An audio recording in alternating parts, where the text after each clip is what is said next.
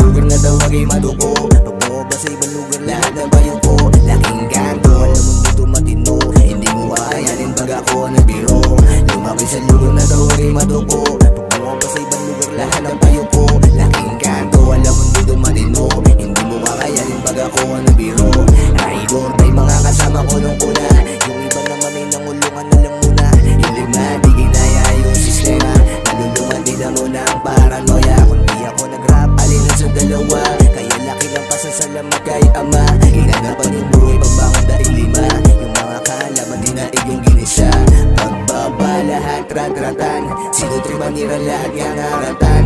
Babaan, pagtropa ko na nasaktan. Wala nang usap-usap, lahat puputukan. Hindi sa karaniwan natutunan sa kalsada. Kaya daming naugulat pag ginayag ko ng istorya. Mula sa mga kuya gumanap sa aming kalsada. Dalawang pangalan tumatatagong sa memorya.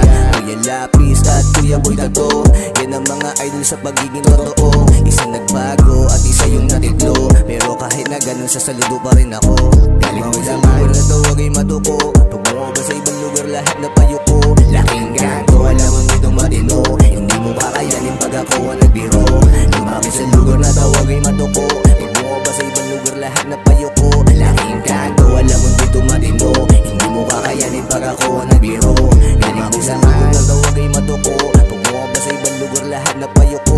Laking ganto, alam mo nitong matino. Hindi mo kakayanin pag ako ang nagbiro.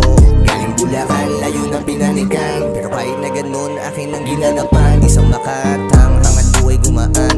Yung mga yapak, gabay na masusundan. Di para sa lahat, bawal dito yung kamote. Isa sa malang handang humukay na diamante. Sa sarili niyong bungo dapat nakadepende. Focus ka sa